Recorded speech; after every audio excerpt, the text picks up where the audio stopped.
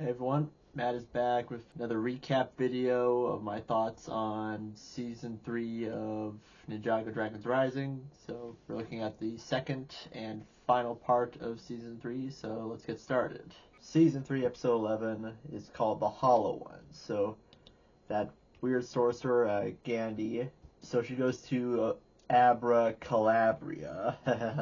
It's a pun.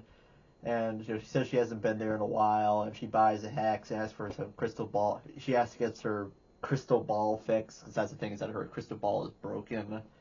So she talks to this magic tide. So it's like a, it's a tide person, but it's got like purple glowing veins. So everything's going fine, and then she hears something strange. It's like almost like a flute whistle, and then people start lifting up into the air, falling back down. It's very chaotic, and we don't know what's happening.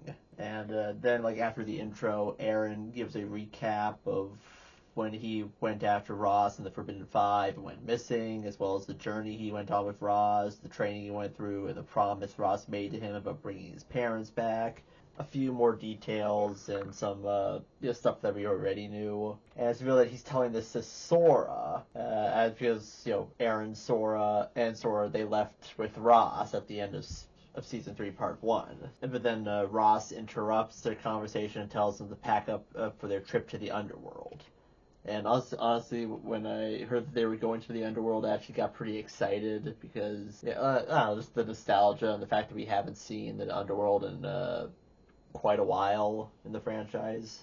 Well, at least that I can remember. So, back with the ninja, they are on Wildfire's new airship to replace, Destiny's Bounty. And it's a gift from Roby. And apparently Wildfire is flying it, and, she's out of control. Like, all the ninja are, like, swerving back and forth and trying to hold on to something. And, it's like, everything's going crazy. Like, Cole throws up, and, I think at one point, like, then they spin around, like, like, the ship literally, like, turns around, it goes upside down, and the ninja fall off, but then they, fall right back onto the ship. I don't know if that was in this episode or a later episode, but it's like, it really shows just how crazy Wildfire is at flying that ship, that she almost literally killed everyone. So the ninja and the dragons are going to see Dragon Master Eagle before he transitions from this life. Once again, they don't say die. He's going to die. He's sick and he is dying, and they're going to go see him. Yet they, for some reason, cannot say the word die. They can say murdered. They can say that somebody was murdered, but not die. Yeah, so they see Egalt, and he gives thanks to his final and greatest students, the ninja, for being with him before he dies, and Egalt wonders where Aaron is, and Lloyd tells him that he left, which actually hurts Egalt's heart, as he was the hardest on Aaron the most, and I guess he regrets that a bit. And, Wildfire's, like, actually crying at this, because, like, Egalt's, like, complimenting her, and she's like, oh, I heard great stories about you. You'll never be forgotten. And then finally he thanks Rantu for being his life partner, and then he dies. And it's honestly a very emotional scene to start out to Part 2 of Season 3. And then all the Wildfire and all the dragons, they do basically a Klingon death scream, which is like from Star Trek: The Next Generation, where they all go "Rah!" like in honor of a fallen ally. This all made me realize that Wildfire really knows all the, she grew up, she was raised by dragons, so of course she knows about dragon culture, dragon history, so this would really affect her. Also, I just want to say that Heatwave, despite raising Wildfire, Heatwave hasn't really done anything of much importance lately in the series. I was like, oh yeah, I keep forgetting Heatwave exists. Yeah, but it shows that dragons really are an intelligent race of beings that aren't just animals. Yeah, it really is a shame that the original, the ninjas' original dragons, the ones who merged together, it's a shame that they were all killed in the some point before the Hunted season. So I really would have liked to have seen them return in Ninjago's Dragons Rising, but no, they're all dead, killed off screen, and you wouldn't even know it too if you didn't look it up. So like the ninja are leaving, and Ryu offers Rontu a place at the monastery, but she declines as her place is there. But she's gonna spend it alone now. So Aaron, Sora, and Ross, they're riding on these motorcycles to Calabria because it has an entrance to the underworld.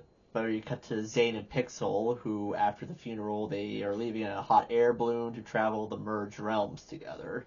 So it's a nice romantic vacation, and they promise to keep in touch. Lloyd tells Nia that he feels sad that things aren't the same as they once were. Like, he thought that like all the ninja getting back together again, like after the merge, like things would go back to to being like how they were in the original series, but no, things are very, very, very different, and that's the thing, is that no matter how hard you try to make things as they were, nothing is ever going to be the same again, because things constantly change. And it's honestly a bummer. I get that more than anyone. Trust me. You just gotta adapt to it.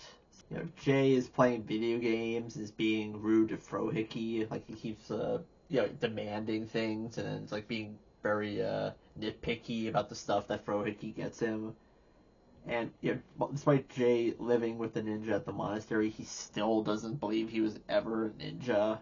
So he says that Aaron's parents are in the they're in the realm of Lee, or is it the land of Lee? Yes, it's called the land of Lee. It used to be the realm of Lee, but now it's the land of Lee. And it's honestly probably my favorite location in all the merged lands, and you're gonna see why. Jay is still staying with the ninja because his leg is supposedly still injured, but I really don't know why the ninja just don't show Jay some pictures or videos of when, they were with, he was with them. Like, come on, do they not have a single picture of Jay? Like, they just show it to him, like, oh, that's not me.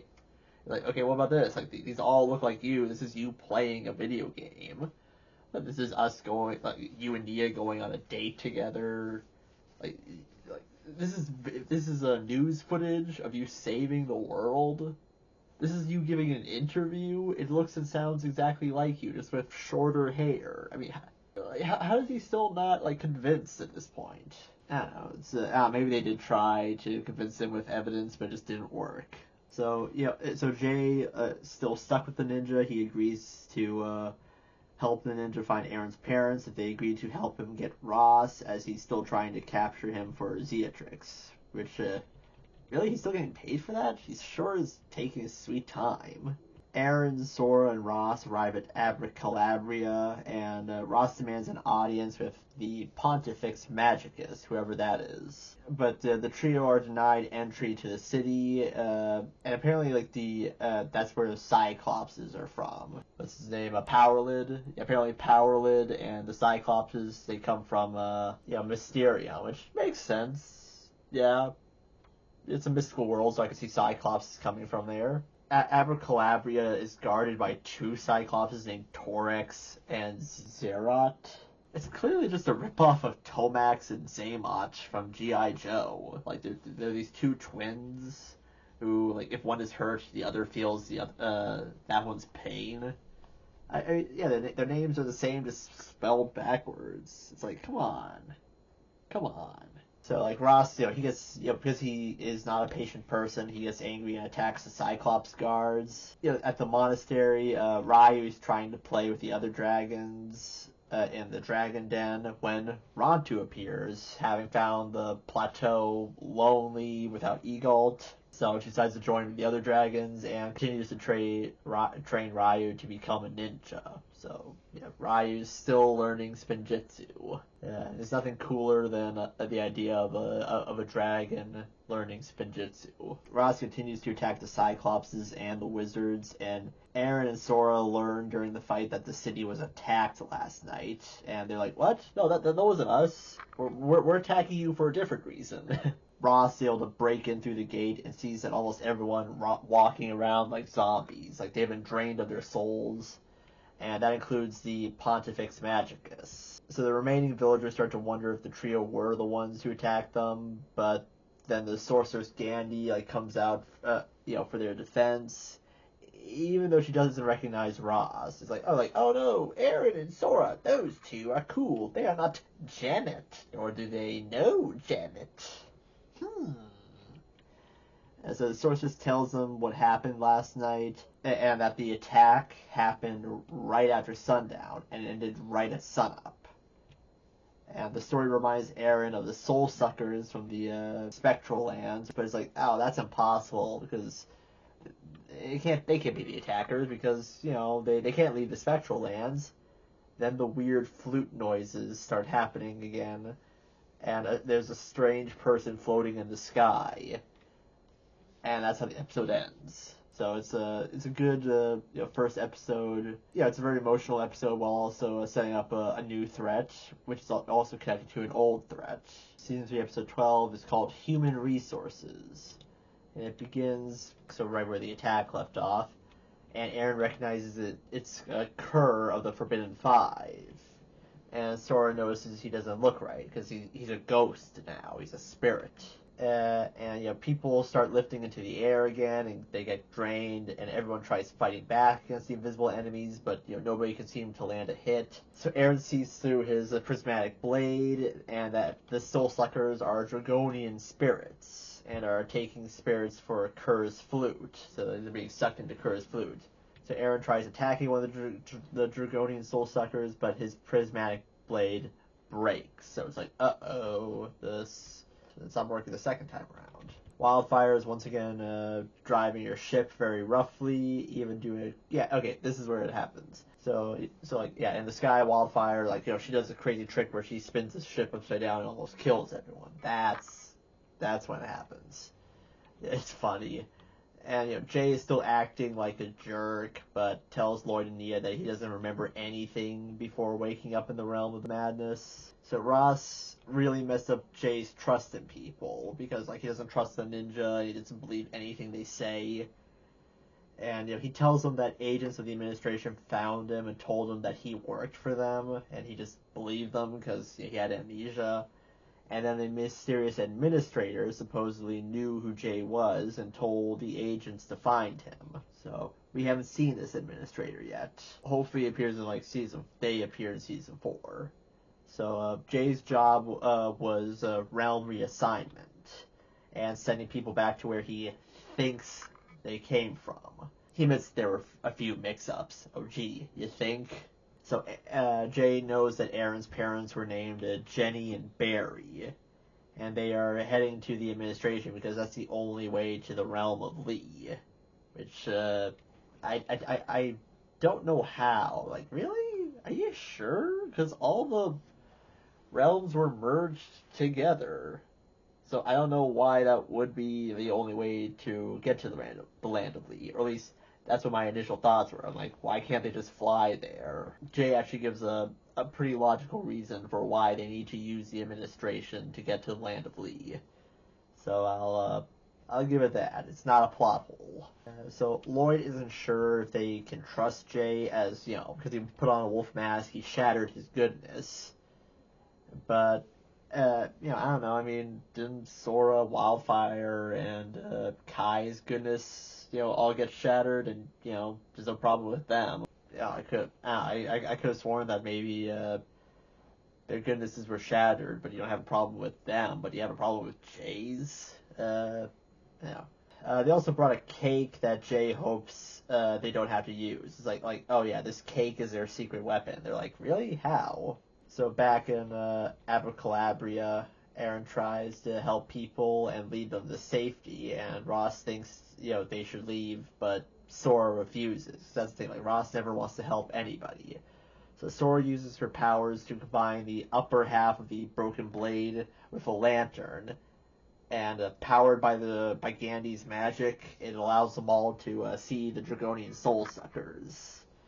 So Gandhi reveals she knows the way to the underworld, and suddenly Ross really cares about protecting her. So she goes from stop helping everyone to, oh, you know where the underworld is? Protect her at all costs.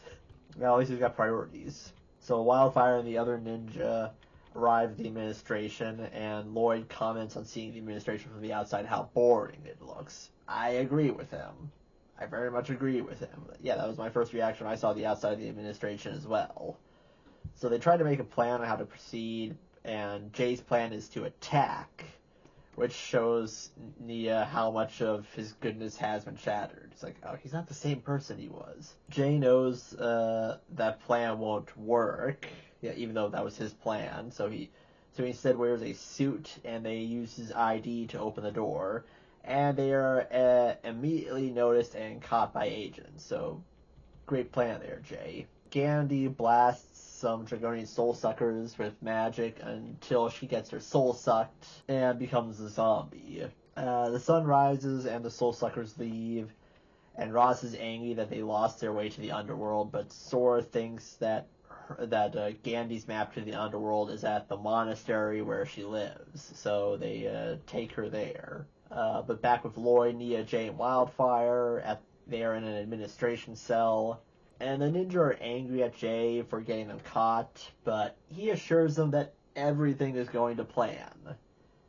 So it is actually nice seeing, like, you know, how smart Jay is in Dragon's Rising, because I felt like that at some point Ninjago kind of forgot about how smart Jay is and just made him like the goofy comic relief. Because yeah, like he used to be like really good with machines, and then that aspect of his character quickly got forgotten once Zane became a robot, because suddenly Zane being a robot meant he was really good at machines. And I guess Jay wasn't anymore? I don't know why two characters can't be good at machines, but, whatever. It's not like, Jay and Zane could, bond with each other over, fixing vehicles or building something. Yeah, like, why would you ever want to see two characters bond with each other? Oh, wait, excuse me, gotta turn on a light. Doesn't that make a world of difference? Yeah, so Jay assures the ninja that they are where they need to be, and they just need to escape the cell. So Jay attracts the guard, Etha, a Merlopian, and he gets her to talk for a really, really long time about Merlopian dancing. And eventually Jay gets her to do a dance with a blindfold on. And while she's distracted, Jay steals the key card to open the cell, and the ninja escape. Wildfire comments that she actually liked Etha's dancing, but Jay needs Agent Leopold's gym shorts from the locker room. He goes to the locker room to get his gym shorts, and the ninja can't understand why, but then Jay says Leopold never washes his gym shorts. Kind of like how I never washed this shirt or this hoodie. And that further confuses them. Like, okay, why do you want these dirty gym shorts? So then Jay gets the shorts and puts them in these tubes that they use to, deliver and receive messages in. And it fills the tubes with the gym shorts stench, which it knocks out all the agents. It's just so cartoonish, and I love it. So while doing some dancing as they run, Wildfire accidentally hits a button on the wall, setting the alarm off. Like, yeah, Wildfire's like, she's inspired to dance, and she accidentally hits a button. And Jay gets angry at Wildfire for breaking their cover, and they get spotted by the same agents as before. Because I think this agency only has 2 or 3 agents. It has multiple agents, but apparently the same 2 or 3 agents keep appearing whenever the ninja are around. So Lloyd just needs to hit them once for them to be overwhelmed by the stench filling their lungs. Like Lloyd hits all the once, and they open their mouths and they're just they consume so much of the stench, and they just fall over. Aaron, Sora, and Ross take Gandhi to her monastery. And as soon as they enter, they set off an alarm that causes them all to step on multiple rakes. They keep stepping on rakes, and the rakes keep hitting them in the face like they're Sideshow Bob in The Simpsons. And then they start sinking into the ground. The ninja make their way to realm reassignment, but are surrounded by administration agents.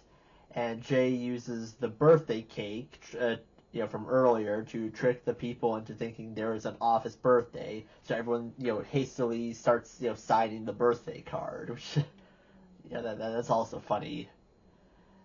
So they use this distraction to escape. Now back with Aaron, Sora, and Ross and Gandhi, they are still slowly sinking into the ground. So Aaron tries using the broken magic ball to help them, but it keeps backfiring and throwing out the wrong things. And he ends up making some creating some fish that are just like floating in the air, and but then they realize that they can use those fish to pull themselves out. And then they, after that, they start looking through the monastery for the map until Sora finds it. So they find the map to the underworld. Back with the ninja and the administration, the ninja gets some disguises. It's just it's normal clothing, and it's honestly kind of weird seeing the ninja in normal clothing, like plaid shirts. Jay gets the portal ready, but tells them that people usually disappeared in pairs, and they need stories for him to input in the computer. So Lloyd and Wildfire, they're put in as siblings, and Wildfire finds that gross, while Jay and Nia are a married couple, and Jay finds that gross, which honestly makes Nia really sad. And oh, he's like he's not the same person anymore. And the agents try to shut down the system, but Wildfire blasts the computer, which causes it to short circuit or stay in its portal mode, so it can't be shut down. Jay wants to leave Wildfire behind, but Nia she runs in and saves her from getting captured. And all four of them are able to go through the portal together to the land of Lee before it closes. After the portal closes, something cold enters the room, unnerving the agents. And it's the same kind of coldness that was that immediately swept through Abracalabria. Back with Aaron, Sora, and Ross, they leave Gandhi behind, promising to help her and the villagers when they return, and then Master Wu's golden spirit ball briefly appears, and it doesn't really do much, because, apparently Master Wu is just he just floats around just to see, what all the ninja are doing, now and then. So Aaron and Sora see Ross floating in the air and receive a message from his master. Oh, that's it's weird. And after he's done receiving the message, they head to the underworld, and that's how the episode ends. So episode 13 of season 3 is called Between You and Lee. So the episode starts with a guy named Lee receiving a shipment of candy mushrooms for his island, which he lives alone on. Well, supposedly lives alone on. And then it turns out that Lee can multiply himself. So is he the elemental master of multiplying or something? I mean, we already have an elemental master multiplying, but it's elemental master of Figment, I believe. Actually, is that I'm not really certain what Lee is. They kind of go over what he is, but he's just some sort of being that exists to only be himself. But more to that later. So Lloyd, Nia, Zane, and Wildfire appear out of the portal, and the land of Lee doesn't seem much different from the island Ross brought Aaron to. Yeah, it actually turns out to actually be the island that Ross brought Aaron to. But it confused me, okay, well, if it is the same island, how come Lee didn't appear then? Maybe it's because Ross and Aaron appeared in a plane, and he didn't want Ross and Aaron to see him. But basically, the reason why Jay had to bring the ninja there through the administration was because that Lee would not accept them if it didn't make it look like that they were lost from the merge. It later turns out that Lee takes people in if they were transported there after the merge, but not if they were they visit by boat or plane. And the reason for that, I will also get into. So Lloyd, Nia, Jay, and Wildfire, they all have these stupid names for themselves because they're undercover. they head down an elevator with Lee where there is a bright and sunny hidden bunker village full of Lees and other people underneath. Like it's got like a fake sky and sun. It's like the Truman Show almost. And also, the land of Lee actually looks like a really nice place to live. And there's apparently like other caverns below the island that have racetracks and water parks. And the ninja watch all the Lees perform a musical orientation for them with like synchronized dancing. They quickly realize that Lee is lying to all the people there that the merge destroyed all the other realms and has made the air toxic and so they can't breathe it any longer. So yeah, so they're all living there because they think that they don't have a choice, and they think that everyone else in the world is dead. So back in the monastery, Frack and Ryu are being trained by Kai, Cole, and Rantu to learn Spinjitzu. And they cause a mess and are kicked out of the monastery by Frohiki. So, yeah, because the Frogman is king there. Kai, Cole, and Frack decide to go train in the Land of Lost Things, while Ryu and Rantu go to train in Creel's junkyard. Because I guess, you gotta make use of that set piece sometimes. So some of the ninja, they find the land really strange because of how happy everyone is, but Jay assures them that the people aren't being mind controlled or anything. Because like the administration would have detected it, but come on, there's gotta be a catch. Gotta be a catch. It's like Alexandria from The Walking Dead. It all seems perfect on the surface, but there's something wrong underneath. Jay tells them that they can't just ask for Aaron's parents because it could break their cover, so they need to look for them slowly and carefully.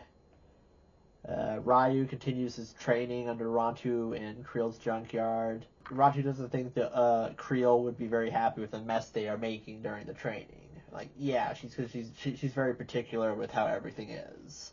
Get back in the land of Lee, Lloyd talks with the local book club where they read the official autobiography of Lee, which I would love to read that, honestly. And Wildfire, she cooks something awful and heads to a party to ask around for Jenny and Barry, and she ends up attracting the attention of someone. And after going really low under a limbo stick, like, how low can you go? How low can you go? The man Wildfire attracts, talks with her, and this mysterious stranger, he knows she's not like anyone else and asks to meet up with her later. So then Wildfire tells Lloyd about the neighbor, and they go to his house, where they find a Lee, that is getting it ready for the next tenant. So where did this person go? Wildfire and Lloyd conclude that Lee made the tenant disappear, and that night they catch a woman sneaking around, and she's a former journalist who warns them that Lee has ears everywhere. And she started a local newspaper and did some investigating and discovered some inconsistencies with Lee and his story. And she was supposed to meet with the tenant that talked with Wildfire earlier, but he's since gone missing, so she agrees to help the ninja find Aaron's parents if they can agree to help her tell everyone about the outside and that it's not destroyed. So, Creel, she comes back to her junkyard and finds that it's a mess, and Rantu apologizes to her, but Creel doesn't mind since she was supposed to demolish the junk herself, and Rantu and Ryu basically helped her with that, so they resume their training, no problem. So, towards the end of the episode, Jay and Nia, they go to a neighborhood tango class and look for people with name tags Jenny and Barry, and they don't find any, but Jay and Nia, they are in perfect sync while dancing with each other. And there's a brief spark between them, but they deny it because once again, like, Jay refuses to want to have anything to do with any of the ninja, even Nia, even though he's clearly attracted to her, and Nia isn't really ready to be with Jay since at the moment because he has amnesia. And then the journalist takes Lloyd and Wildfire to a secret room where the tenant is being brainwashed by some tentacle, one-eyed creature. And then the woman, the journalist, she turns out to be a Lee in drag, like which is so random and funny. I loved it. And he, not she, he, gasses the ninja. He gasses Lloyd and Wildfire unconscious, and that's how the episode ends. Episode 14 of season 3 is titled Casket of Bones. So it shows that the administration has been invaded by the Soul Suckers, leaving many agents as zombies. And, the Soul Suckers return. Like this is like after the first attack on the administration. So now the second attack has started, and it's commanded by the Bug Lady. So Drix is commanding the Soul Suckers for the administration, and they take more souls in the second attack, and then they return to the spectral lands and put the souls in the well, which are powering something up with the Source Dragon icons. So it's something that Thunderfang needs or wants. So Sora notices, so elsewhere Sora notices that it feels like the days are getting shorter. And I think this might be because of all the souls being sucked, or maybe it's because of the power, like some sort of power imbalance now. Ross is trying to locate the entrance to the underworld on the map, which is difficult because it's constantly moving. That's strange. I recall that the entrance to the underworld, it involves like going a certain speed. Well, I mean, if you're driving those skeleton vehicles. Memories of watching the original Ninjago special. Those are good times. Good times. Alright, so he says the underworld is different from the spirit land, the spectral lands, because only disgraced warriors go there. Okay.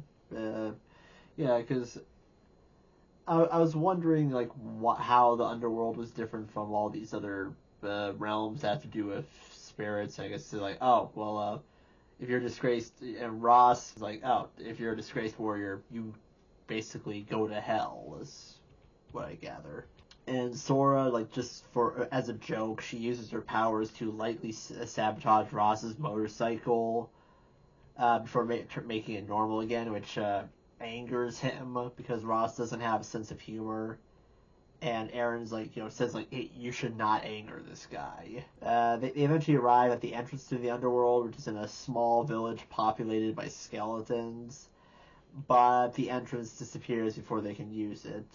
And then they are attacked by a giant skeleton. So the trio gets attacked by a giant skeleton, and then we cut to Jay and Nia, who are returning from a painting class. And they seem to do very well, and Jay can actually paint. I'm not going to show pictures, but I love that they both painted sunsets, but the difference being that while Nia painted a normal sunset, Jay painted a sunset but with lots of gold in it, because I guess like he can't stop thinking about gold.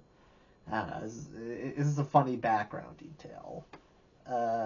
They return home and don't see Lloyd or Wildfire and decide to go look for them. And they're being followed and watched by Elise. So Lloyd and Wildfire are in a cell while Elway, that's the name of the guy that they were trying to meet with, is being brainwashed.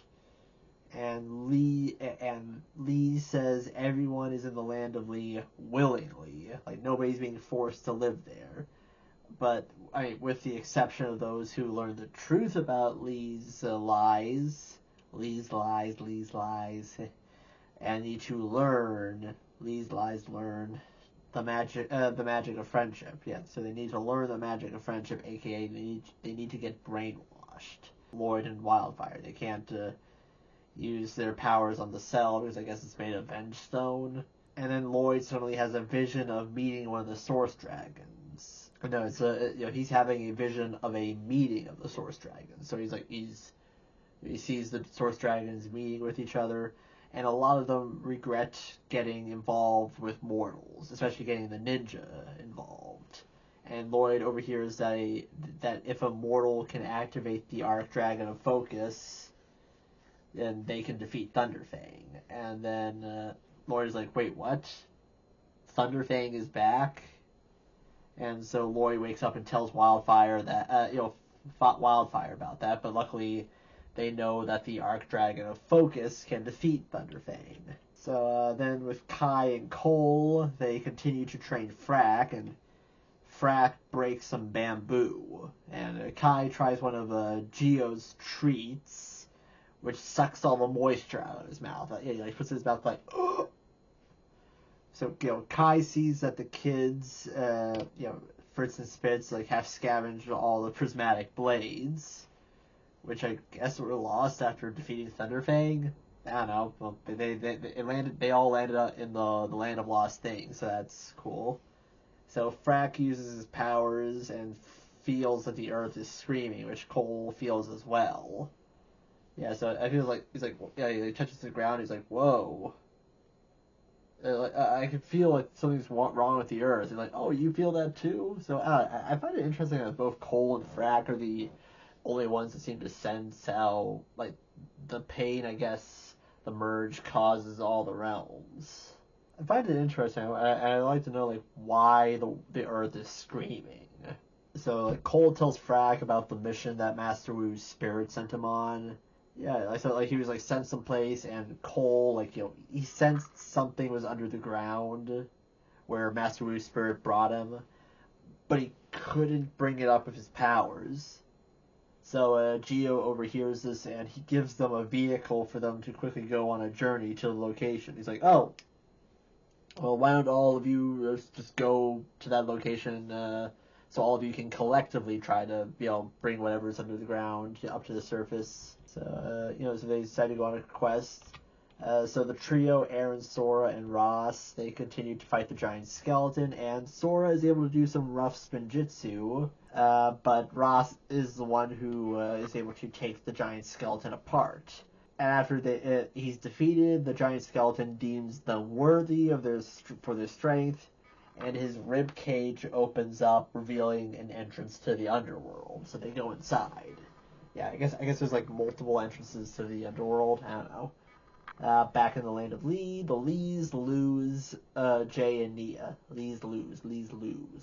The word Lee it's just hard to say with my mouth for some reason.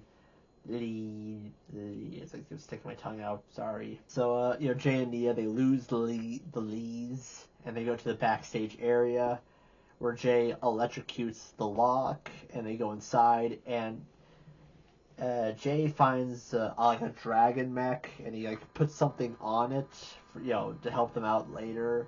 And then they find some Lees making gravestones for all the ninja.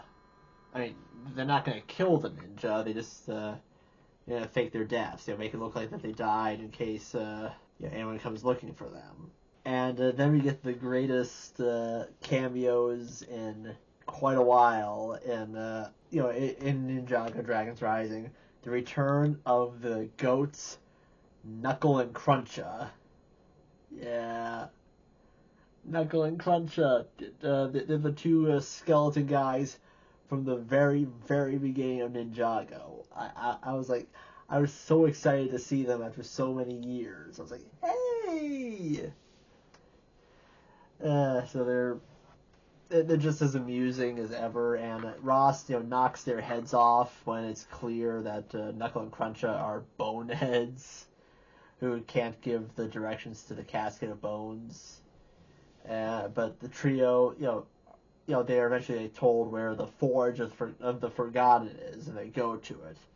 So Ross is able to activate the Forge, and then tells Sora that the Forge is powered when someone enters the Casket of Bones. Yeah, see, that's why Ross has been tolerating Sora for so long, because he needed her to power the Casket of Bones. And the thing is that once the person goes inside, they don't come out. Aaron refuses. He's like, okay, no. I will do anything to get my parents back, but I won't do this. So, and Ross tells Aaron that someone is going into the casket regardless, and, it doesn't have to be Sora, it might be Aaron. But going back to Jay and Nia, so they follow the Lees outside to the graveyard, and Jay sees the names of all the people who are alive and checks to confirm that the graves are definitely empty. So he's like, okay, so it's like, oh, okay, these are Aaron's parents. I'm just gonna blast the hole. Okay, yeah, there's no bodies down there. Whew. So Jay thinks that Lee makes the gravestones so anyone looking for the people in the land of Lee are dead. So yeah, I said that, and they are seen by some Lees. They're caught. Aaron, so back in the underworld, Aaron refuses to sacrifice Sora because he considers her family, and they both try to leave, but Ross attacks him. So Aaron and Sora, they get into a fight with Ross, and one thing that I noticed that I like that the markings on Ross change color based on his emotions. They're usually pink or something, but when he gets angry, they turn red.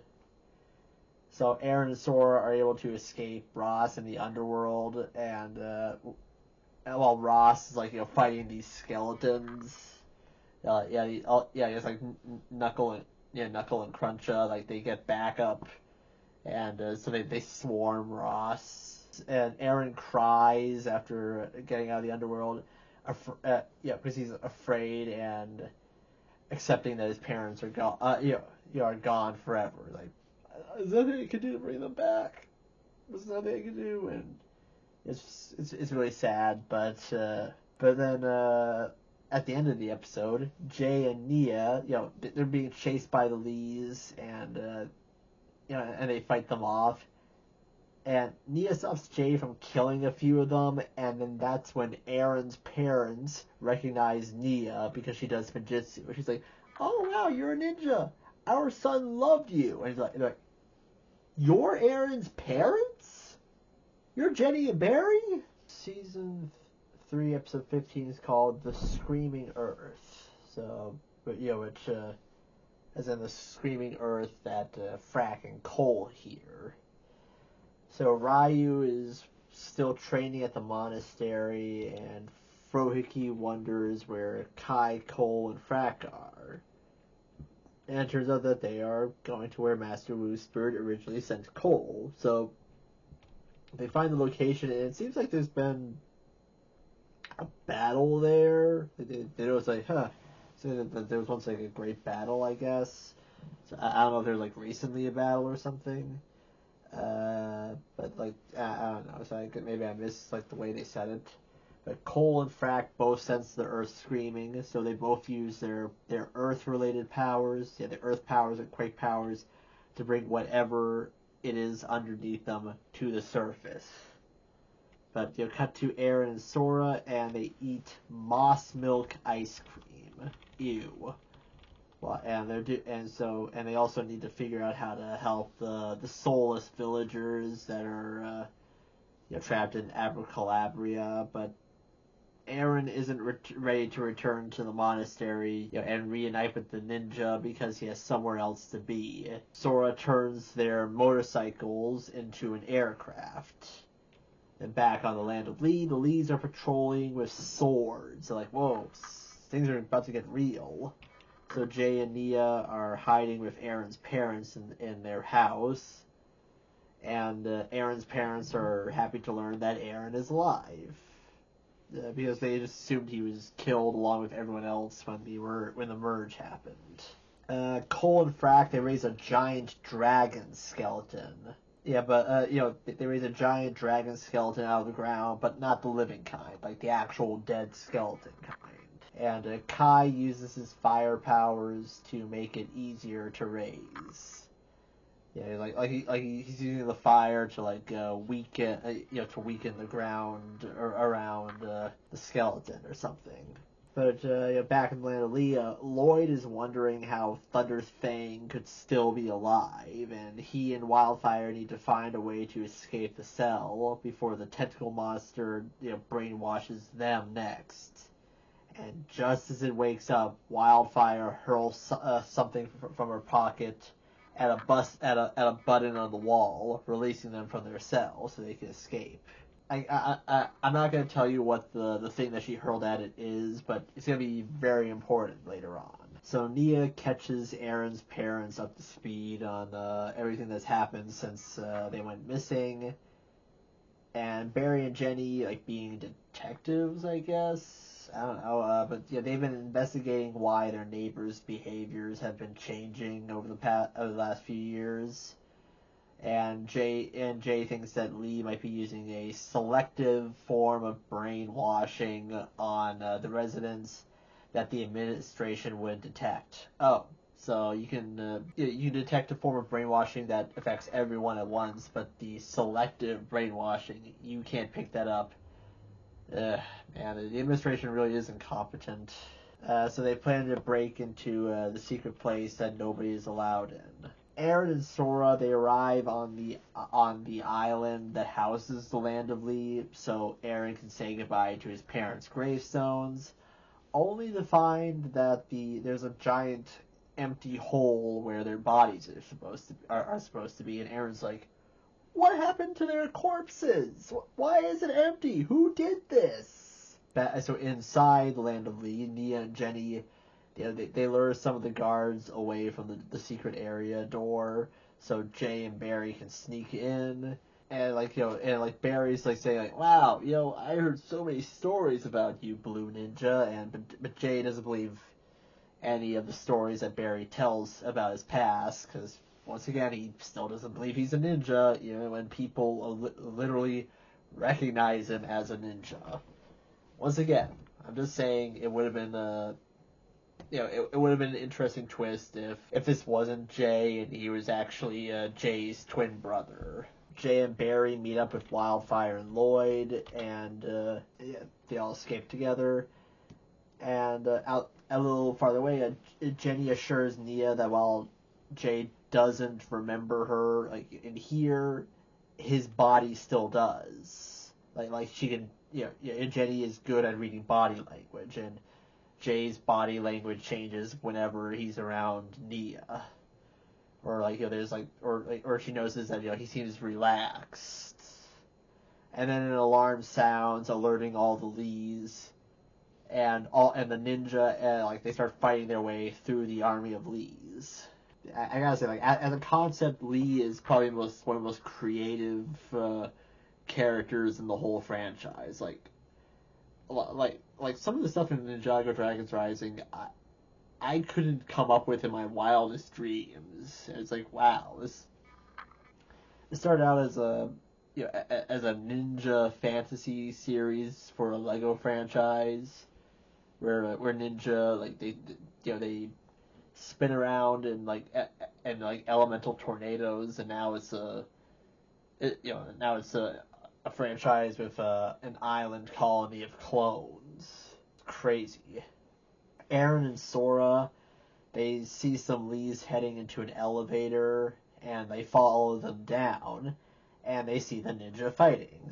And then the dragon mech, one of the Lees comes out in a dragon mech to join the battle, and Jay uses the device he planted on it earlier to electrocute the Lee, and he takes the Lee out and takes the dragon mech over, and he starts fighting the other Lees inside it. And then during the battle, Aaron sees his parents, and he tries to join up with them. And also during the battle, Sora meets a single Lee on the top of a roof. So elsewhere, Cole and Frack, they finished lifting the dead Source Dragon out of the ground, and then it disintegrates. And Master Wu's spirit briefly appears before disappearing again. Again. What is Master Wu doing? So he's a glowing gold. He's a gold glowing, sprite. He's a ghost now or something. And but it's he's so inconsistent. Sometimes he just pops up out of nowhere and just to warn them about something, or quickly communicate with them over something, and then he just disappears. And sometimes he's watching them, and it's what is your plan, man? What is your plan? Back in the Land of Lee, the ninja continued to fight the Lees, but the Lees just keep multiplying, and some of the Lees, they form a human fist and punch Jay in the neck. Just jackass forever, like the giant running fist. Wildfire, she keeps pressing the thing that she threw earlier, like it's like she's keeping it in her pocket, like she keeps pressing it, expecting it to do something. And like during the battle, like the fake moon falls down, and Sora saves Lee from getting crushed by it. And Lee is confused as to why Sora saved him, and Sora tells him it's the right thing to do. Like, I'm a ninja, I'm supposed to save people. So Lee gives his backstory. He didn't know anyone before they merge except himself. Like, he spent his whole life just playing with different versions of himself. Like, no matter how many bodies he created, he was just him, and so he was bored and sad because he always knew what his next move was gonna be. So yeah, no matter how many games they played, it was always predictable. And then someone arrived on his island, after the merge, and suddenly Lee wasn't lonely anymore, and everything was fun. And then the person left, and Lee was lonely again. And so Lee developed the Land of Lee, so people wouldn't want to leave. He took wreckage that was washed up from the merge to help construct the Land of Lee. When the administration started sending people to his island, he lied to them to keep them there. And after hearing this, Sora tells Lee that lies will only push people away and cause you to lose friends, which is true, and it's once again a very good lesson. So in the thick of the battle, Aaron saves his parents from some Lees, and they don't recognize him. They don't recognize him at first because he's wearing a mask. Sora tells Lee that he's not being a very good friend by lying to the residents, and he should tell them all the truth. And by telling this one Lee this, it convinces all the other Lees to stop fighting. And with the fight over, Aaron properly reunites with his parents. They all have a big hug. And then an agent from the administration runs through a portal, followed by a bunch of soulless agent zombies. And then the music starts. And then one Lee has his soul sucked out of him, and suddenly all the Lees in the Land of Lee become zombies because they all share a single soul, and that's honestly very creepy. So episode 16 of season 3 of Ninjago Dragons Rising is Under the Light of a Mechanical Moon. I think that's the reference to a song. So I guess Ross put someone in the Casket of Bones, which created a Source Dragon icon. I don't know who, because maybe one of the skeletons. So it kind of skips over that because they said somebody's going to that Casket of Bones, and who did he put in there? I guess he went to the surface and kidnapped someone. I guess it was too dark to show, but they needed to move the plot along, whatever. So he created a Source Dragon icon, and Ross is then contacted by his master.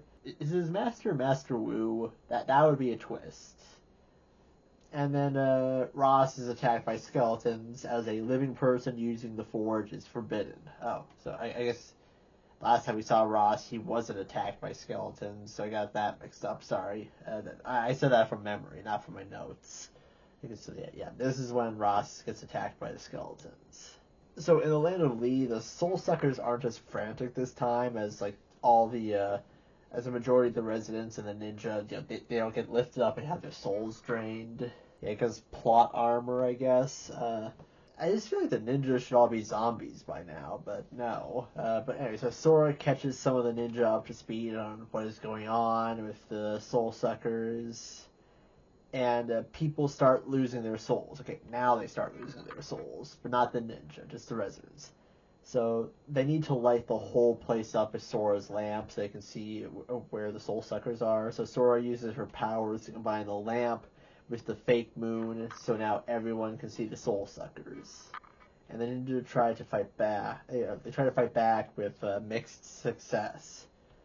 So Aaron saves and reunites with Lloyd. They apologize to each other. Jay offers to bring Nia with him. Escape with me. But she refuses because she wants to help people. So he decides to go and abandon them all. And Lloyd recognizes that Zark of the Forbidden Five is the one playing the flute. And I just want to know, how does Lloyd even know Zark's name? It's not like he had really the time to learn any of their names. Well, I want to say that maybe that they're in the history books, but no, weren't they erased from the history books? I don't know. Maybe the Egalt or Rontu, told him about them. I didn't even. I can barely remember what their names are, but anyway, so in the spectral lands, more souls are added to the well, powering it up more. The ninja and Aaron's parents are they're the only ones left who haven't lost their souls, and so Wildfire's flying ship finally arrives, and they all hop on the dropped anchor. So that's what Wildfire was doing with that device. She was clicking this device that she had in her pocket. It was to call the ship. It's there's no connection down here. And but then it turns out that Jay didn't abandon them, and he follows them up, and the ninja are able to get away. So Aaron talks to his parents, tells them everything that's happened to him over the last several years, and his parents tell him what they've all been up to. And it's confirmed that his parents are amateur detectives. Okay, that's cool. It's cool that his parents are amateur detectives. I want a prequel spin-off about them, solving crimes all around Ninjago. The ninja need to figure out what to do next. And Aaron thinks the Forbidden Five have had their life forces drained, because he met Morrow, so he knows about spirits and spectral stuff. And we get a nice moment between Aaron and Lloyd where Aaron regrets following Roz. It's Roz lied to him and he went down a dark path, even if it was very briefly. And Lloyd tells Aaron that he's special. Hey, you're not to blame. You're special. You're special just the way you are. And then Aaron tells Lloyd that Wu is alive somewhere somehow, and he also tells Lloyd that about the spectral lands, but doesn't tell him about Morrow, even though Morrow has his soul has been sucked. I've been saying sucked so much. So Lloyd deduces that Thunderfang might be in the spectral lands. Based off of everything they've heard and seen so far. So back with Kai, Cole, and Frack, they head back to the land of lost things, which is now under attack by the soul suckers. And Cole witnesses all the finders lose their souls, including Bonzel. Even though how does a spell / skeleton lose their soul? I guess I guess it's nice that Bonzel had a soul, but it's how exactly does that work? I guess because she was a person, she had a soul. Okay, I can buy that. So Geo is the only one left who still has his soul, and Cole is able to recognize Noct and knows they need to head to the monastery now. The ninja arrive in the spectral lands, so Aaron's parents, they'll be brought back to the monastery because it's too dangerous. And the family, they promise to go on vacation after this is all over. That seems to be a common theme now. It's okay, once this is over, we're going on vacation. And the ninjas see the spirit of Thunderfang, this huge spirit, and they see that more souls are added to the Well of the Lost. And then the soul suckers attack them. And I wonder, wait, how come the ninja can see the soul suckers now? Did I miss something? Maybe it's because they're in the spectral lands, they can see the soul spirits, but it's they just kind of forgot that you kind of need a prismatic blade or something. Or maybe maybe I missed something with how they're able to see the soul suckers now that they're in the spectral lands. The soulless finders are brought back to the monastery, and the remaining ninja, they take care of them. And Frohiki actually greets Aaron's parents, and he brings them to Aaron's old room where they find the old porch swing. He's like, oh, our son kept this. This is the only thing left from their old house. And while fighting the soul suckers, Master Wu's golden ball appears, and the ninja follow it through a gate into another monastery, because you can never have too many monasteries. Wildfire says they need to go to the City of Temples to find a way to defeat Thunderfang, which is a very good idea, so Wildfire is definitely showing her intelligence. But so they head through the portal to the City of Temples, and when they get there, it's unnervingly quiet and empty, and it appears abandoned. And then they see Roby, but he's soulless. So the City of Temples has been attacked, and all the souls have been drained. Episode 17 of Season 3 is The Vault of Focus. Because focus is the opposite of chaos, right? Yeah. Remember, everyone, focus is the opposite of chaos. Order is just a liar or something. So Cole has a flashback to having fun with the Finders, and apparently a lot of people lose a lot of copies of Clutch Powers books because they keep showing up in the Land of Lost Things. Good, because the Ninjago version of Clutch Powers is lame. I have no idea why they brought Clutch Powers into Ninjago if he wasn't even going to be the same character like he was in that Lego Movie special. But anyway, so Spitz puts on a monster mask and scares Fritz. And Fritz is traumatized by it because his village was attacked and destroyed by a monster. And hopefully they're not talking about my abominable boy Crag.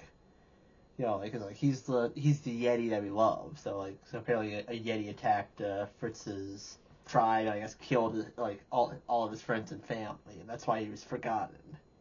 And this is confirmation he is from that ice realm, the Never Realm. Yeah, he's from the Never Realm. So back to the present, Cole promised them that they'd all be safe with him, and he thinks he broke that promise because they all had their souls sucked. So, so Kai, Cole, and Frack, they head to Imperium, which is now under attack by Noct and the Soul Suckers. And Percival, he's wearing these goggles that, make him see the Soul Suckers. Back in the City of Temples, Jay makes fun of Roby losing his soul. Haha, he's soulless. And Wildfire is just, angered by this. And, Jay's, surprised, at a reaction, wait, you actually liked him? You actually like this idiot? She's like, yes! Yes, I do! So the ninja asks help from the security bots that are left behind because they don't have souls. And they can't help them without Roby's authorization. But Wildfire knows one person they can still ask. And so this is good character development for Wildfire because she's you're taking more independent in your role. She's more confident in herself and knows what to do, but she's also not being not in the way that she used to be, when she was headstrong, would act first and think later. No, she's thinking first then acting. So back in Imperium, Percival directs the ninja into fighting the soul suckers, and Cole sees the souls going into a flute, so he puts two and two together that they need to destroy the flute to release the souls. And back in the city of Temples, the ninja go to see Blecht, that old wrinkly traitor. So Jay tries electrocuting and kicking the security bots, because they won't let them see Blecht, because no one's allowed to see Blecht. But it doesn't work, and the other ninja, they start fighting the security bots as well, until Wildfire realizes that the security bots follow her orders. So when she asks them to do something, they listen to her because that's something that was authorized by Roby. Like, oh, when Roby's not available, they now follow orders from Wildfire. So she has them dance an Irish jig. And it makes me wonder, like, okay, how does Irish culture exist in Ninjago? I guess this is a funny dance. I want to know what part of Ninjago's history does that dance come from.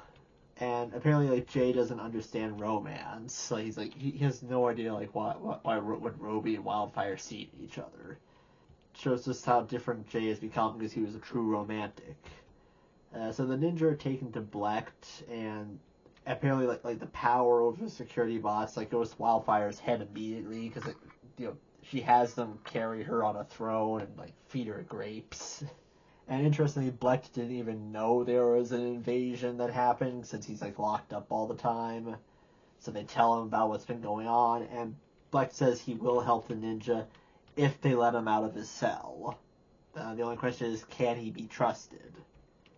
So back in Imperium, Cole wants to go after Noct for revenge against the Finders, but Kai doesn't think he's thinking clearly. But Percival tells him that he can upgrade their prismatic blades in the lab. So Kai goes with Percival while Cole goes after Noct. So while Wildfire's getting a shoulder massage from one of the robots, she decides to release Blecht. And the ninja follow Blecht to the Vault of Focus. He says Roby's funny password. It's like, out loud. I don't know I forget what it is, but he's like, ugh. He like says it, tries to say it under his breath to open the vault. And I remember giggling. At it. So the ninja head down this pole into this prismatic steel chamber, and Blecht tells them that the reverse of chaos is focus. Is it? Is it really? And that they need to find a way to awaken the Archdragon of Focus to defeat Thunderfang. So, and Blecht shows them the Unbidden Storm, like whatever that is. So Cole fights Noct while the prismatic blades are being upgraded in Imperium. And so back in the City of Temples, Blecht tells the ninja that the Archdragon of Focus is split into two halves and hidden in two different caves. And both halves must be woken up around the same time, and the Unbidden Storm must be brought to where the Archdragon needs to be summoned. So one half is in Mysterium's Cave of Bells, and the other half was in Ninjago. And luckily, Ninjago is kind of back, so they do have access to the other half. So Sora has an idea that they should visit the junkyard. The City of Temple junkyard, not Creel's junkyard. So Kai tests out the upgraded prismatic blades on some soul suckers, but then Cole loses his soul in the battle, so he has his soul sucked out of him. But Frack is able to save his body, from falling to his death. So he's hollow now without his soul. It's like, he's a zombie. And Kai and Frack start working together and break soul suckers. And in the battle, Kai's able to hit Noct's flute with his blade, and it causes him to lose all of his collected souls. So Noct and his soul suckers, they fly off, but it's a Pyrrhic victory as a lot of people lost their souls. So Blecht tells the ninja that if Thunderfang has enough power, he should be visible from all the merged lands. Like he should get so large that everyone will be able to see him. Honestly, I feel like that this is just kind of being a bit of deja vu here. Like, I know that Thunderfang is like the villain throughout the whole season, but yeah, I feel like it's like we went from Thunderfang is gonna be released, he's gonna be released and he's gonna be huge and he's gonna be a big threat, and now he's like basically kind of doing the same thing but with souls. I just wish that the Forbidden Five were the main villains of the second half instead of just being personality-less, ghosts or spirits taking orders from Thunderfang. So luckily they don't see anything yet. They don't see Thunderfang so on the horizon, so there's still enough time. And Sora and Aaron return with mechs for the Spectral Lands. Like so, Sora she used her powers to create these mechs covered in prismatic ore, so they're impervious to to any kind of spectral attack.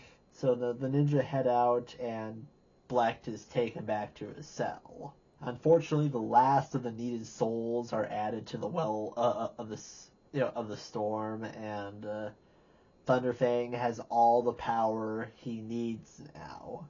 But Aaron and Lloyd, they're in their mechs, and they plan to head to the Well of the Lost with the Unbidden Storm and wait for the Archdragon to waken so they can activate it, so the Archdragon can fight Thunderfang.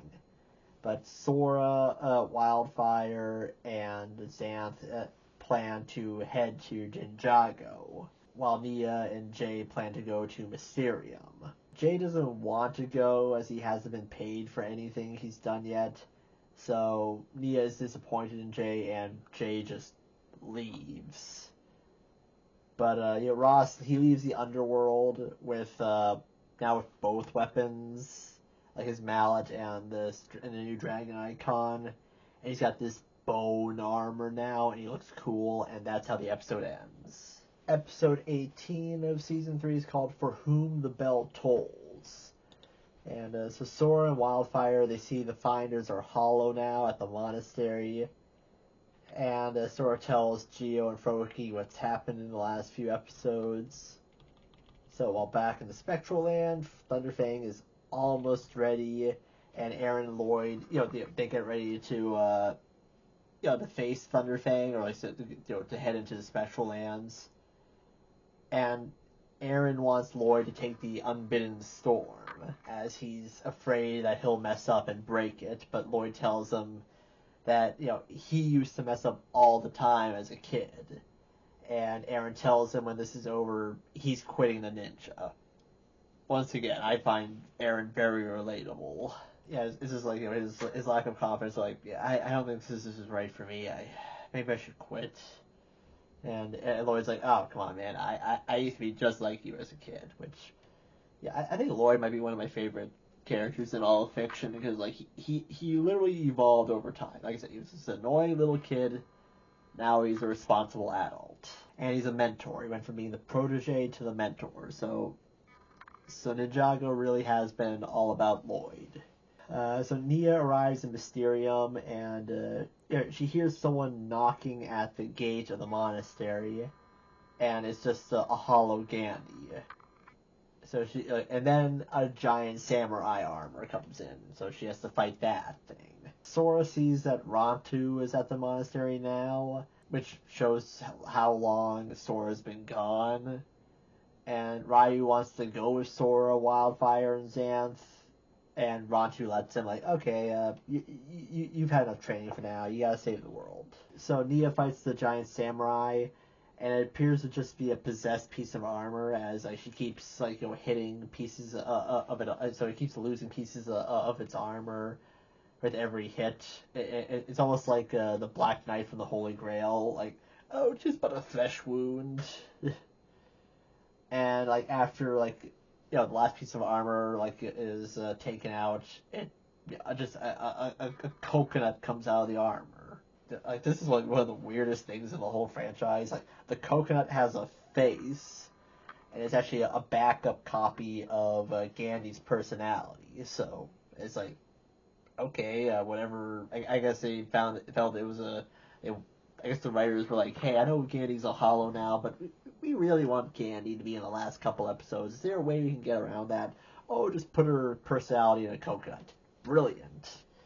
Yeah, so it's a backup personality for her, and this brief scene where the Hollow Sorceress falls into a fountain, and I'm like, oh, is she gonna drown? But then she gets out, and she's like, oh, okay, she's fine. She won't drown. I wrote here that that hollow Gandhi keeps saying Janet, Janet,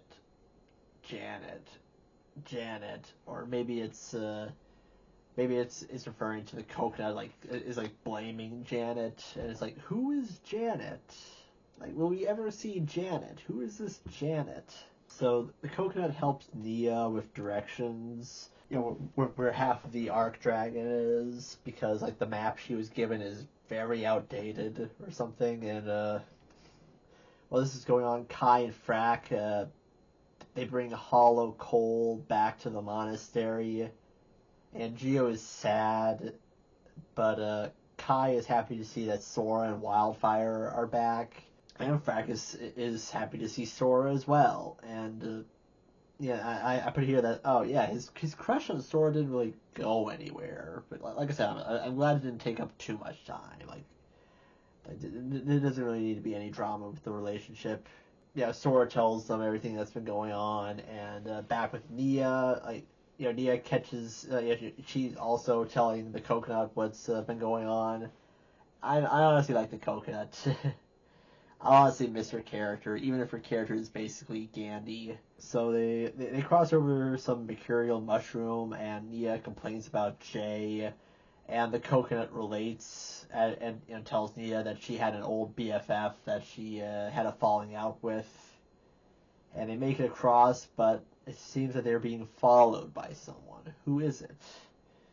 But back with Frax, Sora, and Wildfire, they fly on Xanth and Ryu. And Sora and Frack, they try to harmonize the tune, like this tune needed to wake the Arc Dragon, like, woo. Apparently, and like Wildfire's like terrible at singing, but to get there faster, Xanth goes into hyperspeed or something, and that causes her to evolve. And like, when were they able to do this? Yeah, like, when did they have this ability? What have I missed? But yeah, like I said, like, yeah, she goes into hyperspeed, and then suddenly, like, she gains, like, all these, like, head ridges and purple horns. But then it's revealed that, this is caused by the restoration of Ninjago. Like, so Ninjago has been restored, so therefore Xanth suddenly it's a power boost. And Thunderfang, like, he starts to sense what the ninja are doing.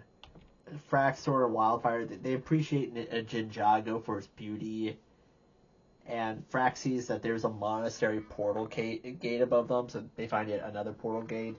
And Ericor, greets them. And while this is happening, Rapton and his freebooters, they approach Ninjago, planning to take something from it. Nia and the coconut, they make it to the waterfall, to the Cave of Tones. And then Power Lid appears. I'm like, yes, Power Lid is back. And Nia realizes that Power Lid is Gandhi's old BFF. And Power Lid sees Nia and recognizes. I think he recognizes her as a ninja and is just angered by her. So he attacks her. I forget if she was like one of the ninja that fought him last time or not. Towards the end of the episode, Frohiki tries feeding the hollowed finders, but they don't really take anything. And Frohiki wonders how Bonsly eats, as she's a skeleton. And also Geo's also trying to help him, and it's nice seeing Geo get more to do, because despite being Cole's boyfriend, he's not technically a part of the team for some reason, and doesn't really do much despite having a really cool power. He's the master of fusion. Fuse stuff together, man. But then Ross comes through the portal gate. And despite Frohiki not being a fighter, he declares that he and Geo are ninja adjacent. And ninja adjacent never quit.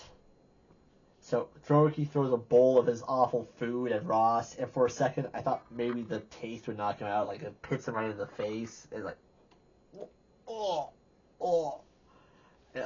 thought oh, is that gonna be enough to defeat him? But no, it just angers him into attacking. And I'm genuinely scared, for their safety. Is Ross gonna kill Geo and Frohiki? And that's how the episode ends. So, episode 19, penultimate episode, everybody, is called When Doves Cry. And it makes me like, ooh, When Doves Cry, is Fugidove gonna make a guest appearance? I don't think so. I think it's just normal doves. But more on that later. And so in Ninjago, Aracor is like showing off what he's created and offers the ninja some tea, but Sora needs to be shown the Cave of Tones. And I love that Aracor explains everything the ninja have gone through this season, ironically with disbelief. Like, oh, why would you want to see the Cave of Tones? Did this happen? Yeah. Oh, well, that would only happen if you need to do this. And like, yeah, that's what we need to do. Like, oh wow, so like all of that has happened, and that's why you need to do this thing. Like, yeah, like wow, I can't believe that. I just found it funny. The Arc Dragon isn't there yet, as Aircore isn't powerful enough to create it yet. So, so like instead he's settled for cultural artifacts in the meantime. Like that's the kind of stuff that he is strong enough to create. Like he's so lonely. He's given names and faces of pottery. Like he's Tom Hanks in Castaway. But Sora wishes for the Arc Dragon focus to be restored, but it doesn't work. He's like, your wish is mine to keep, or maybe. But Aracor thinks that Xanth has enough power to help him bring it back, so Aracor goes to sleep to restore his energy. And back in the monastery, Geo and Froiki are fighting Ross, and they are not doing well. Ross is quite literally wiping the floor with them, which I think Froiki would enjoy if it wasn't hurting him, since he likes cleaning. So Sora, Frack, and Wildfire prepare for the bell tones, and Raptor arrives to steal from Ninjago. But he's confronted by the ninja, and Raptor he reluctantly agrees to he agrees to be quiet. But the ninja won't let him steal anything, so they have so they quietly fight each other, and they're struggling with each other and whispering. They're throwing light punches. Like they're not trying to hurt anybody or cause any damage because they don't want to disrupt Aracor. Back in Mysterium, Nia tells Powerlid that she doesn't want his gems, and she just needs to get in the cave to ring some bells to save the world. And Powerlid allows her, but only if she gives him gems, which she doesn't have. Nia, I guess, has the power of reasoning with people. She's like, listen, okay, I don't want your gems. I just need your caves to save the world. Like, okay, I'll let you in if you give me some of your gems. I don't have any gems. Well, then you're not getting in the cave. So Kai is able to save her from a thrown rock, revealing he's the one that's been following her after learning that Jay abandoned her. So he wanted to help his sister because he's a good brother.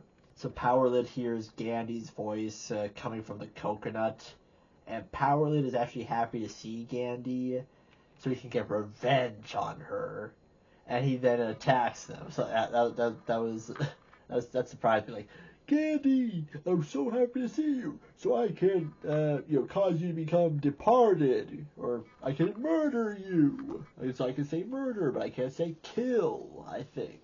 So back in Ninjago, the ninja and freebooters are still quietly fighting each other and trying not to make any noise. And then Raptor finds the treasure he's looking for. He's like, got it! He screams that he got it. People are like, shh, sorry. So Kai is able to convince Powerlid to open up about his emotions to Gandhi. And Gandhi apologizes, and they make up.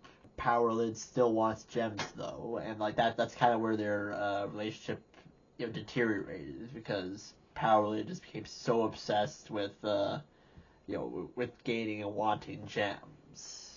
Powerlid, he's still obsessed with gems. He wants gems from them, so Kai blasts Powerlid's creative gems. Like, oh, you love gems so much? Go clean them up. And Powerlid's like, no, my gems! So, he starts, picking them all up, and that distracts him long enough for them all to, run past him.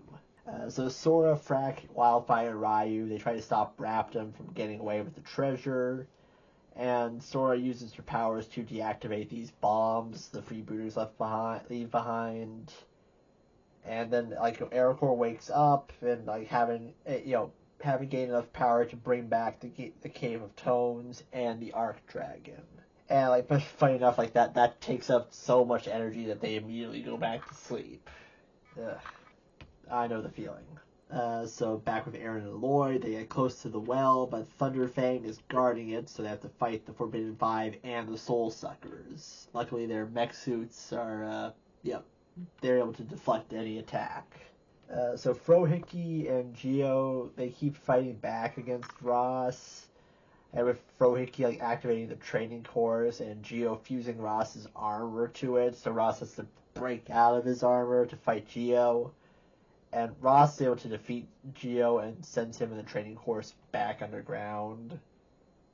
And and then Rontu appears and fights Ross, but Ross defeats her with his Source Dragon icons, and then forces Frohickey to bring him to Wu's study. So so he was able to defeat Geo, he's able to defeat Frohickey, and he was able to beat Rontu. Yeah, so it's not looking good for them. And honestly, that's why I love Ross, because he's such a threatening villain. He fights people himself. He's not a villain that just sits in the chair and let others do his work for him. No, he gets things done himself. Woo, Ross. Okay, so it turns out the treasure wrapped on Wanda was a rare Jinjagan variant unicorn, so which completes his collection. So I guess it's nothing that Ericor would miss. all that for a toy. I can also relate. Rox passes them on her way to Jinjago. They fly past wonder who that was. So Aaron and Lloyd, they continue to fight the Forbidden Five and the Soul Suckers. And Lloyd and Aaron, they're able to, during the battle, they're able to break through the ground to get to the cavern underneath. And back in Ninjago, Sora, Frack, and Wildfire and Ryu see that the cave for Tones has been brought back. But in all the earlier chaos, they forgot the song that they needed to activate the Arc Dragon. So back in Mysterium, Nia does the song of waking, but they notice that the magic of the lands has turned the bells into doves. Yeah, they're supposed to be these bells, but instead they're doves now, because Mysterium is weird. In Jinjago, and Frack, he rings the bells, but he gets them in the wrong order or the wrong tone. And they only have 3 chances to get it right, so that's 1 down. You only have 2 left. Yeah, I remember Kai wishes that Fugidove was around. That's you gotta mention Fugidove in an episode titled Doves, where doves appear. And Ganny comments that Janet trained her dove with food, and that gives Nia an idea, and she uses Kai snacks to get the doves to sing. So Sora, in Jinjago, she's able to ring some of the bells correctly, but it's the last one wrong. So Wildfire, with Sora and Frack, biting their nails at the fear of Wildfire messing up, she makes her attempt next, and this is the last chance they're gonna get it. And she gets them all right, and they do this at the exact same time the doves sing. And I'm like, wait, how did the ninja know what the other team was doing?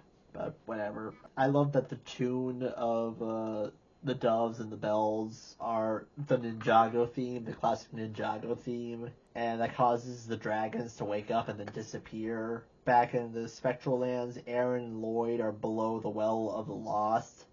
But unfortunately, the Unbidden Storm is broken, and it was broken in the fall, and Lloyd ruined their last shot to defeat Thunderfang. I found this was a pretty good way to end the episode, as after Aaron voiced his lack of confidence in himself and fears of messing up, Aaron thought he was gonna mess up, but it ended up being Lloyd. I thought that was I thought that was a good parallel. Season finale of Season 3 of Ninjago Dragons Rising is called Chaos Reigns, which gives me Mortal Kombat 1 flashbacks, because it had a terrible DLC called Chaos Reigns, except it was spelled with a K. It was so rushed and awful. Hopefully this episode won't be the same. Okay, so Thunderfang is totally powered up, And I said before that, I like that his voice isn't deep and scary. I like Thunderfang's voice. I don't know why. But Lloyd and Aaron try to figure out how to activate the Unbidden Storm now that it's cracked. And while this is happening, Kai and Nia wait to see if everything worked out, as does the other team, with Kai and Sora and Wildfire. But then a member of the Forbidden Five attacks each of them. So they all fight, and Ganny the Coconut can't use magic. It's somehow she was able to use the giant samurai armor. Maybe the armor was magic itself. I don't know. But Nia throws her at the soul suckers, and it works very well. Like she's bouncing off the soul suckers, like hitting them in the head, like a pinball machine. And Kai destroys some soul suckers, while Ryu stops Zark from destroying some crystals. And Frack also destroys some soul suckers. Ryu almost gets hurt. Actually, he gets hurt, like stopping Zark from destroying crystals. And Lloyd, he can't power up the Unbidden Storm, but Aaron has an idea. He transfers his Spinjitzu to the Unbidden Storm, powering it up again. Not sure how that works, but whatever. Character arcs. Like he's able to transfer his Spinjitzu to certain objects. So they use the Unbidden Storm to summon the Archdragon of Focus to fight Thunderfang. So it's like a Pacific Rim type battle between two dragons. And the catch is that Lloyd and Aaron, they each see the battle through the Archdragon's head. Through the Archdragon's heads as they fight Thunderfang. Like the Archdragon has two heads, and Lloyd and Aaron can see through each of the heads. So it really is kind of like Pacific Rim. I'm like, okay, they must have done this as an homage to Pacific Rim. You can't be this specific. Two people piloting a dragon, or they're each piloting mechs, and then there's a dragon, two monsters fighting. I'm like, come on. So the ninjas continue to fight, and luckily Ryu recovers quickly.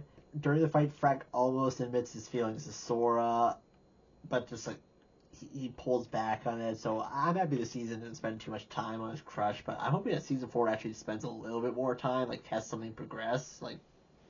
Will they get together, or will they just be friends? Because it's a one-sided crush. I don't feel anything from Sora for Frack. The giant dragons, they fight, and Aaron and Lloyd, they both feel the Archdragon's pain. Every hit hurts them. And they decide to help. So yeah, it is very much like Pacific Rim, where Aaron and Lloyd, they try to stay in sync while fighting, and Lloyd orders Aaron to take the lead. So Aaron's leading the battle with Lloyd. And then with Nia's team, Jay arrives and saves Nia and helps beat Zark. And Jay admits that being with Nia makes him not want to be a terrible person, which is always nice. And apparently Kai reveals that he used to think that Jay used to be the worst ninja. And honestly, I kind of agree with him. Like I said, I feel like Jay's character kind of took a nosedive at some point during Ninjago. Like I said, he was the goofy but smart guy. Then he just became the goofy guy. Then he became kind of the goofy dumb guy, because the show just forgot that he's he's a natural with machines, because Zane was a Nindroid, and therefore he must be good with machines. And I didn't understand that. Ryu, he's able to use Spinjitzu for the first time, and a teenage dragon doing Spinjitzu is just as awesome as I thought it would be. It honestly reminds me of that alien cat Power Ranger Yale from Boom Studios' Mighty Morphin Power Rangers comic. Yes, the Mighty Morphin Power Rangers comic, published by Boom Studios, has a giant cat. It's like a giant alien tiger Power Ranger, and that is awesome. The epic giant dragon battle continues, and honestly, I was gonna say this right now. Mostly because I put a note here that I don't much care for Thunderfang's motivation as a character. He's powerful and cool looking, but yeah, it's he's just a generic "I'm gonna take over the world" guy. But in any case, Thunderfang is defeated, and it sets everything and everyone back to normal. So okay, that's it for Thunderfang. Okay, hopefully get a slightly more interesting villain next season. So the Archdragon, he thanks Eren and Lloyd for waking them before returning to her slumber, and hoping that the consequences for them aren't too dire. So apparently there's like consequences for bringing an Archdragon back to life, even if it is very brief. And Lloyd tells Eren that he can't force him to become a ninja if he doesn't want to be one. So Lloyd is like fine with Eren wants to, if he wants to quit, if he wants to leave. But Eren tells Lloyd that, no, I already am a ninja. So I guess that's him saying that he's staying. I'm staying. I decided to stay. Everyone senses that something is off with the world shaking and their elemental powers from beyond the Fritz. So they all try to head back to the Ninjago monastery. It's like, whoa, something's going wrong.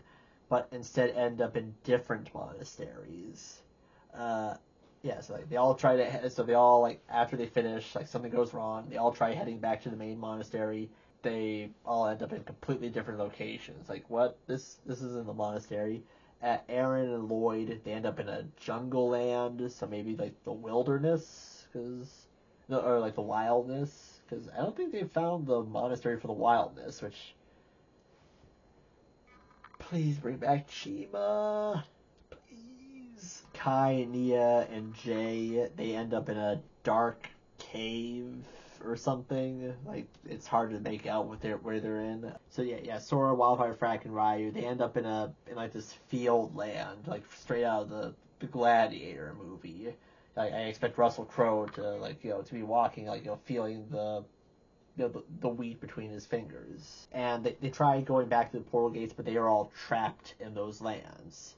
And why is this happening? Like, Ross has Master Wu's golden ghost sprite ball thing. Like, he's got it captured, and he was able to tamper with the portal gates enough to send the ninja to completely different locations.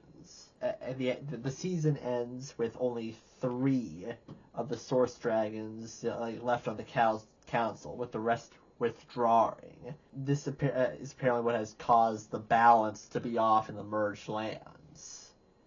And it's mentioned that this could be the end of all cycles, whatever that means. Okay, so the second half of season 3 was pretty good. How does it compare to part 1? Let me think. Well, for one thing, it finally put Aaron's parents, that storyline to rest. So I really like that, and the Land of Lee. So I liked I like that Aaron reunited with the ninja. So I like plenty parts of it, but I guess it's just that once again it's Thunderfang. Like, Thunderfang's fine. It just I don't know. He's a cool villain to build up to, but as the main villain of the season, he's just kind of disappointing. But once again, season 3, I felt it was very character based. Yeah, I guess when it focused on the actual characters, yeah, I think that's where it worked. Like Jay, we finally got Jay back on the main cast, so I really liked that. I just wish the Forbidden Five were more important than they ended up being, because season 2, the whole season was focused on bringing them back to life, bringing them back into releasing them from their prison. And season 3, we kind of got that for the first half, but Ross, he released the Forbidden Five from their prison, and then the Forbidden Five released Thunderfang from his prison. That's it. So I feel like it would have been better if Thunderfang, instead of being the main threat for both parts of season 3, I wish he was just the main threat for maybe the second half of season 3, with the Forbidden Five being the main threats for the majority of the season, and it building up, and spending the whole season building up to Thunderfang. But so maybe I liked season 3 part 1 a little better than season 3 part 2, simply because the Forbidden Five were actual characters in part 1, rather than just being soulless minions in part 2. So, but still, I did like it just for all the character stuff. So I had fun with it, and it had some very good episodes. I'm not gonna say the season was bad, just like not as good as the first two, and hopefully season 4 will be it'll be a bit more of an improvement, and hopefully we'll have Chima characters in it. So see you on the next video, because yes, I'll be making more summary videos of Ninjago Dragons Rising in the near future. So bye now. I almost forgot. Matt out.